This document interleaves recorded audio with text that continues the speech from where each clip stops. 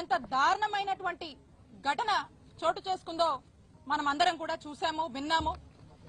మరి ఈరోజు ఇక్కడికి మేమంతా వచ్చి మా నాయకుడు జగన్మోహన్ రెడ్డి గారి ఆదేశాల మేరకు వైఎస్ఆర్ కాంగ్రెస్ పార్టీకి సంబంధించినటువంటి మహిళలు మేమంతా కూడా వచ్చి ఈరోజు ఆ బాధిత మహిళని కలిసి తనకు ఓదార్పునిచ్చి తనకు మేమంతా ఉన్నామని చెప్పి ఒక మారల్ సపోర్ట్ గా నిలబడడం జరిగింది. అలాగే వారి కుటుంబాన్ని కూడా పరామర్శించి అసలు ఏం జరిగింది, ఈ గొడవ ఎలా మొదలైంది, ఏమేం జరిగింది అని వారి మాటల్లో అడిగి తెలుసుకోవడం జరిగింది. ఈ ఘటన ఎంత దారుణం అంటే అంత దారుణం అని చెప్పొచ్చు, అంత బాధాకరం. ఇలాంటి ఘటన ఈ రోజున మన ఆంధ్రప్రదేశ్ రాష్ట్రంలో నెలకొందంటే ఇది ఖచ్చితంగా ముమ్మాటికి ఈ గవర్నమెంట్ ఫెయిల్యూర్. పోలీసులంటే భయం లేక అధికార మదంతో మితిమీరిపోయి ఎక్కడ ఇంత కూడా కొంచెం కూడా ఇది తప్పు అని ఆదం మర్చిపోయి మరి టీడీపీ నాయకులు ఏ విధంగా కూడా ఈ మహిళ మీద వారి యొక్క కుటుంబం పట్ల వ్యవహరించారో మనం అందరం కూడా చూస్తున్నాము. ఈ ఇన్సిడెంట్ చాలు బీహార్ ని మించి ఈరోజు ఆంధ్రప్రదేశ్ రాష్ట్రంలో ఏ విధంగా ఈ ప్రభుత్వం వచ్చాక మరి టీడీపీ వాళ్ళు గూండాల్లాగా రౌడీల్లాగా చెలరేగుతున్నారో ఇదే ఇన్సిడెంట్ అందరికీ కూడా ఒక నిదర్శనం అని చెప్తా ఉన్నాను. ఈ ఇన్సిడెంట్ వాస్తవాల్లోకి వెళ్తే మనం ఎవరైతే ఈ మహిళ ఉందో వారి యొక్క కుటుంబం వాళ్ళ ఇంటి ముందు బోరు రిపేర్ చేసుకుంటూ ఉంటే ఆ వార్డు సెక్రటరీ అయినటువంటి టీడీపీ నాయకుడు వచ్చి మీరు మీ ఇంటి ముందు బోర్ రిపేర్ చేస్తున్నారు అని చెప్పి మాకు మామూలు ఇవ్వాలి, 10,000 మాకు మామూలు ఇచ్చే మీ ఇంటి ముందు మీ బోర్ రిపేర్ చేసుకున్నాను డిమాండ్ చేశాడు. మా ఇంటి ముందు మేము మా బోరు రిపేర్ చేసుకుంటే నువ్వెవరయ్యా, నీకెందుకు ఇయ్యాలయ్యా అని చెప్పి అడిగినందుకు ఇంత దారుణమైనటువంటి పరిస్థితి రోజు నెలకొంది. వాళ్ళు చెప్పారు, ఆ మహిళ చెప్పింది, ఆ కుటుంబ సభ్యులు చెప్పారు, ఆ మూర్తి అనేటువంటి టీడీపీ నాయకుడు మేము అధికారంలో ఉన్నాం, మీరు ఎలా రిపేర్ చేసుకుంటారో చూస్తా, మీ ఇంట్లోకి నీళ్లు రానియా, ఖచ్చితంగా మాకు 10,000 కట్టాల్సిందే, కడితే గాని మీ పని చేసుకోనియమని చెప్పి ఆయన వాళ్ళని డిమాండ్ చేసినట్టు, మరి ఆ డిమాండ్ చేసి వాళ్ళని ఆఖరికి వాళ్ళ మీద దాడి చేసి మీరెవరు చెప్పుకుంటారో చెప్పుకోండి, నేను అధికారంలో ఉన్నా, పోలీసులైనా ఇక్కడ ఉన్నటువంటి అధికారంలో ఉన్న ఎవ్వరైనా కూడా నన్ను ఏం చేయలేరు, మీ దిక్కున్న చోట పోయి చెప్పుకోండి, మీరు నాకు 10,000 ఇవ్వాల్సిందే అని చెప్పి డిమాండ్ చేసి మరి వాళ్ళ మీద దాడి చేసినటువంటి పరిస్థితులు మరి మీరందరూ కూడా చూశారు, అందరం కూడా చదివాము, విన్నాము, వీడియోలు కూడా చూసాము. అయితే ఈ గొడవ జరగగానే వెంటనే ఆ ఫ్యామిలీ మెంబర్స్ అందరూ కూడా, ఆ మహిళా కుటుంబ సభ్యులందరూ కూడా వెళ్లి పోలీస్ స్టేషన్ లో కంప్లైంట్ ఇచ్చారు. కంప్లైంట్ ఇస్తే పోలీసులు చాలా లైట్ తీసుకుని అది కూడా టీడీపీ వార్డు సెక్రటరీ అండి అని వీళ్ళు చెప్పడంతో ఇది అధికార పార్టీ కదా కాబట్టి మనం పెద్ద జోక్యం చేసుకోవద్దు అనుకున్నారో ఏంటో గానీ టీడీపీ అనగానే ఇక పోలీసులు ఈ విక్టిమ్ యొక్క కంప్లైంట్ ని పక్కన పెట్టేశారు. కంప్లైంట్ ఇచ్చి మళ్ళా ఇంటికి తిరిగి వచ్చారు. ఈ మహిళ వాళ్ళ కుటుంబ సభ్యులందరూ కూడా తిరిగి ఇంటికి వస్తే మీరు మా మీద వెళ్ళి మేము అధికారంలో ఉండగా మా మీద కంప్లైంట్ ఇస్తారా, ఎంత ధైర్యం మీకు అని చెప్పి రెండోసారి ఈ టీడీపీ వార్డు సెక్రటరీ ఈ మూర్తి అనే అతను సకుటుంబ సమేతంగా ఇంట్లో ఉన్న అందరినీ ఎంటబెట్టుకుని మహిళలతో సహా ఎంటబెట్టుకుని 9 మంది వచ్చి మళ్ళా ఈ కుటుంబం మీద దాడి చేశారు. ఏ విధంగా వివస్త్రణకు గురి చేసి ఎంత దారుణంగా ఒక మహిళ మీద దాడి చేశారో మనమంతా కూడా చూసాము.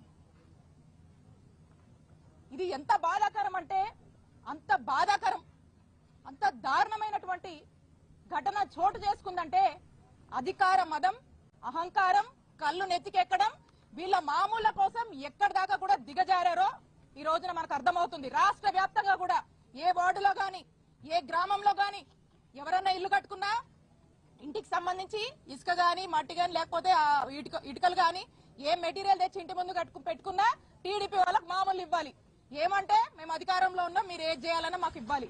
ఇలా రాష్ట్ర వ్యాప్తంగా కూడా ఏ విధంగా దోపిడీకి గురవుతున్నారో చూడండి, ఏ విధంగా దోపిడీ చేస్తున్నారో చూడండి. మరి ఈ ఇన్సిడెంట్ లోనే స్పష్టం అవుతోంది, వాళ్ళ యొక్క మామూలు ఇవ్వలేదని మహిళని నడి రోడ్డు మీద, గుంటూరు సిటీ ఇక్కడే, ఇది రాజధాని, ఇదే జిల్లాలో రాజధాని అంటారు. మరి ఇక్కడ ఎస్పీ ఆఫీస్ ఎంత దూరంలో ఉంది, కూతవేడు దూరంలో ఎస్పీ ఆఫీస్ ఉంది, ఐజీ ఆఫీస్ ఉంది. 20 కిలోమీటర్ల డీజీపీ ఆఫీస్ ఉంది. మరి ఈ జిల్లాలో మొత్తం యంత్రాంగం అంతా కూడా ఇక్కడే ఉంది. మరి పట్టపగలు మనం చూసాం ఈ గొడవ వాళ్ళు వెళ్తే పోలీసులు కంప్లైంట్ పక్కన పెట్టారు. రాత్రి వాళ్ళ ఇంటికి వచ్చిన తర్వాత మళ్ళీ వాళ్ళ అబ్బాయి 100 నంబర్ కి డైల్ 100 నంబర్ కి ఫోన్ చేసి గొడవ అయిందని చెప్పి మళ్ళీ గొడవ అయిన తర్వాత కూడా అక్కడికి వెళ్లి పోలీస్ స్టేషన్ లో రెండోసారి కంప్లైంట్ ఇస్తే కూడా పోలీసులు పట్టించుకోకుండా పక్కన పెట్టారు. అంటే ఒక్కసారి ఇది 15వ తారీఖు జరిగితే రెండు సార్లు ఆ మహిళ మా మీద దాడి జరిగింది, నన్ను ఈ విధంగా హింసించారు అని చెప్పి పోలీసులకు చెప్తే కూడా పట్టించుకోకుండా పక్కన పెట్టారు. ఆ తర్వాత నెక్స్ట్ డే మార్నింగ్ 16వ తారీఖున ఎమ్మెల్యే దగ్గరికి వెళ్లారు. ఈ వీడియో వాళ్ళ సీసీ కెమెరాలో ఉన్న ఫుటేజ్ వాళ్ళే డౌన్లోడ్ చేసుకుని ఈ విధంగా వివస్త్రణకు గురి చేసి దాడి చేశారమ్మా అని చెప్పి వెళ్ళి చెప్తే ఏం చేసిందండి ఎమ్మెల్యే? ఏం చేసింది? ఏం పట్టించుకోకపోగా మాకు అనుమానాలు కలుగుతా ఉన్నాయి. ఏమనంటే ఇరు వర్గాలు అవతల వాళ్ళ పార్టీ మనుషులు కదా, వాళ్ళ పార్టీ నాయకుల్ని కాపాడుకునేటువంటి ప్రయత్నం ఎమ్మెల్యే చేసింది. ఎమ్మెల్యే చేసి ఇక దాన్ని ఎంతసేపు కూడా దాచిపెడదాము, రాజీ చేద్దాము అనేటువంటి ప్రయత్నం చేస్తూనే వచ్చారు. అప్పటికి కూడా కేసు కట్టలేదు. ఆ తర్వాత ఇక్కడ ఉన్నటువంటి వాళ్ళు వైఎస్ఆర్ కాంగ్రెస్ పార్టీకి సంబంధించినటువంటి వాళ్ళు కొంతమంది దీని గురించి ఇది లైమ్ లైట్ లోకి వస్తుంది ఇష్యూ, దీనికి సంబంధించినటువంటి వీడియోలు సోషల్ మీడియాలో అక్కడ ఇక్కడ రావడం వల్ల ఇది ప్రజల్లోకి వెళ్తుంది, చర్చ అవుతుంది కాబట్టి దీని వల్ల వాళ్ళకి పరువు పోతుందని చెప్పి అప్పుడు పోలీసులు చిన్నగా అప్పుడు నిద్ర మేల్కొని ఎఫ్ఐఆర్ కట్టారు. అప్పుడు ఆ ఎఫ్ఐఆర్ కట్టిన తర్వాత కూడా ఎటువంటి యాక్షన్ తీసుకోలేదు. మరి ఏదేదో మాట్లాడుతూ ఉన్నారు. ఈ ఎమ్మెల్యే గారు కూడా ఏందేందో మాట్లాడుతూ ఉన్నారు. ఒకదానికి పొంతం లేదు. మేము యాక్షన్ తీసుకున్నామంటారు, మేము అది చేసామంటారు, మేమే మళ్ళా సరెండర్ చేయడానికి చేశారా లేదా అని ఏదేదో మాట్లాడుతున్నారు. పొంతం లేకుండా మాట్లాడుతూ ఉన్నారు. మీకు గనక చిత్తశుద్ధి ఉంటే 3 రోజుల వరకు ఏం చేశారు ఎమ్మెల్యే గారు అని నేను ప్రశ్నిస్తా ఉన్నాను. పోలీసులకు గనక చిత్తశుద్ధి ఉంటే ఇచ్చిన రోజు 2 సార్లు సామాన్య మహిళ వాళ్ళ కుటుంబం దాడి జరిగిందని 2 సార్లు ఒకటే రోజు మీ పోలీస్ స్టేషన్ కు వచ్చి మొరబెట్టుకుంటే ఎందుకు ఎఫ్ఐఆర్ కట్టలేదు అని పోలీసులు ప్రశ్నిస్తున్నాను. మీకు చిత్తశుద్ధి లేదు. పోలీసులు రెడ్ బుక్ లో బిజీగా ఉన్నారు. పోలీసులకు ఇలాంటివి పట్టదు.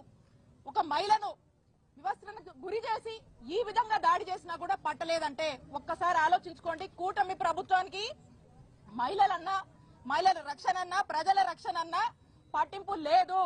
ఎంతసేపు రెడ్ బుక్, దీని మీద తప్ప ఇంకో దాని మీద ధ్యాస లేదు. ఇక చివరిగా 3వ రోజున సోషల్ మీడియాలో జనాల్లో విపరీతమైన చర్చ జరుగుతుంది కాబట్టి ఇది ఆ ప్రభుత్వానికి ఆ పార్టీకి బ్యాడ్ నేమ్ వస్తుందని చెప్పి అప్పుడు 3వ రోజు సాయంత్రానికి ఎప్పుడు అరెస్ట్ చూపించి ఆ తర్వాత ఇక ఎమ్మెల్యే గారు ఏదో ఒకటి చేయకపోతే బాగుండదు, నమ్మరని చెప్పి ప్రజల్ని నమ్మించడానికి మాకు వీళ్లకు ఎటువంటి సంబంధం లేదని ఒక ప్రెస్ రిలీజ్ ఇచ్చారు. అప్పటిదాకా ఏం చేశారు?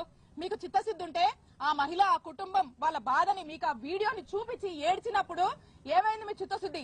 ఏం యాక్షన్ తీసుకున్నారు? ఇక పైగా మాటలు చెప్తారు వీళ్ళు ఏమని, మహిళలకు ప్రత్యేక గ్రీవెన్స్ అంట. అమ్మా, మహిళలకు ప్రత్యేక గ్రీవెన్స్ మీరు నడపడం కాదు.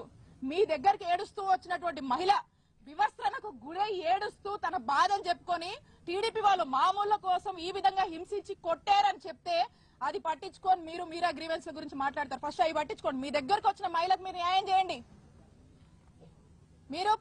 మీరు తనకు న్యాయం చేయడంలో ఖచ్చితంగా జాప్యం జరిగింది కాబట్టే పోలీసుల అలసత్వం వల్లే ఈ దారుణం జరిగింది.